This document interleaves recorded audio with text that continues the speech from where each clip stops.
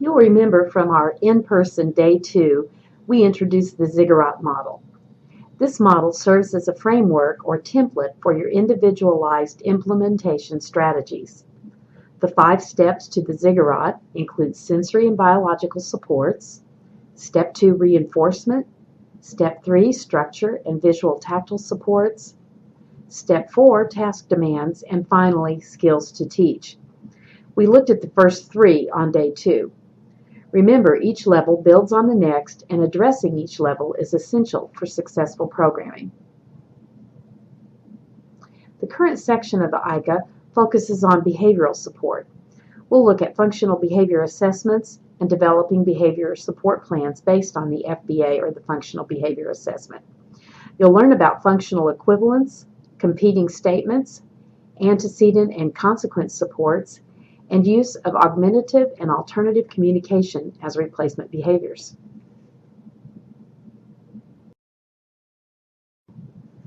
The following scenario has been used over the years to demonstrate what happens when the function or reason for a behavior is not considered.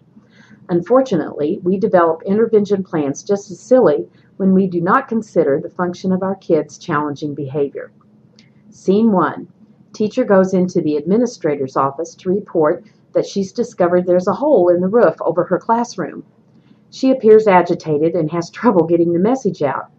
The administrator sees her distress and tries to calm her down, offers coffee and a short break, gets her calm, and does not give her a chance to really be heard, but sends her back to the class. The behavior plan here is to use calming strategies. Scene 2. Teacher goes back to class. The hole is still there. She returns to the administrator's office. She tries to appear calmer and states that she has the classroom calmed down and they are attempting to get some work done. The administrator responds that he is glad she is doing better now and can see she is coping well. He praises her for a job well done. The behavior support plan this time? Use reinforcement. Scene 3. The teacher returns with another attempt to get action on the hole in the ceiling. She states that it is really becoming a problem because she has a child with allergies who is having a hard time with all the plaster that falls and the pollen. The administrator responds that they can move that child to another room where he can get more direct instruction. The new behavior plan is to change placement. Scene 4. The teacher comes back to the administrator and tells him she's having trouble with a parent who is insisting on removing her child because of the unsafe conditions of the classroom now. The administrator says he has a workshop flyer on school safety and will gladly use professional development money to get her some more training in safety issues. Another try at the behavior plan includes teaching new skills. Scene 5. The teacher returns with the news that it's raining and everyone in her room is getting wet and the materials are being ruined. The administrator looks alarmed. Materials cost money. He threatens to withhold the costs from her pay. Now the behavior plan resorts to punishing the bad behavior. Sounds ludicrous, but unfortunately, this demonstrates the futility of creating a well-intentioned behavior plan that does not consider the function or reason for the behavior. When children exhibit problem behavior, it is important to determine the reason or function of the behavior. Behavior support plans developed without attention to the function or functions of the behavior are destined to fail. This process is absolutely essential to the effective support of challenging behaviors. When a thorough, formal functional behavior assessment is not practical, staff can take an hour and develop a hypothesis on which to base a behavior intervention plan. This process is proactive.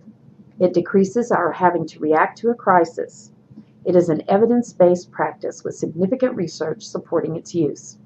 Consideration of the information provided by completion of an FBA or functional behavior assessment leads to positive supports, and its use is simply best practice. When standard procedures do not work adequately, the reason is frequently the procedures do not address the function of the problem behavior or the particular way in which the behavior is associated with the student's environment. In other words, we look at what happens before the behavior, what happens after, what the environment or setting offers, the student's skills or lack thereof, and so on. It is so easy to just look at the surface. In order to develop a really workable behavior plan, we need much more information than just what the behavior looks like. The impact of problem behavior goes far beyond just the moment it happens in the classroom. Students lose valuable instructional time. This is true for the acting out student as well as the other students in the class. Peers may reject and avoid students who present challenging behaviors. Opportunities for inclusion in more normalized settings are minimized. Things may get broken or damaged. Families suffer enormous stress.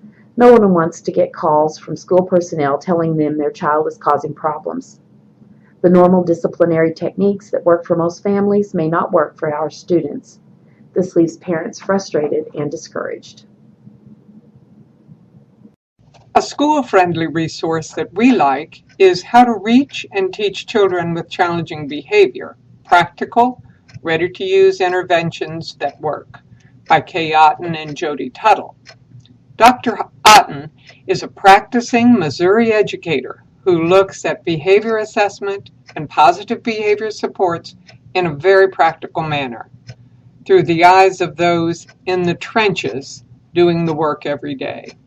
Project Access is sponsoring a workshop on functional behavior assessment and behavior intervention plans with Dr. Otten on April 11th in Lee's Summit, Missouri. Watch our website for information.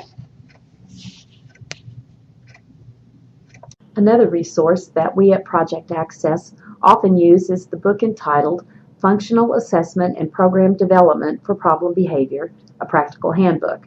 You may want to consider one or both of these titles for your school or personal library. You may also find the information at the link on this slide useful. It is the website for the Missouri Department of Education's Positive Behavior Intervention and Supports Project.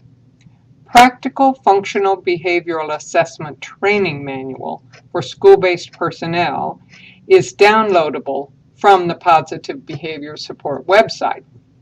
We're not requiring you to download this resource for this workshop, but we do encourage you to review it to determine its usefulness for you. School teams are also encouraged to participate in school-wide behavior supports. Check with your administration or the Regional Professional Development Center in your area of Missouri for additional information.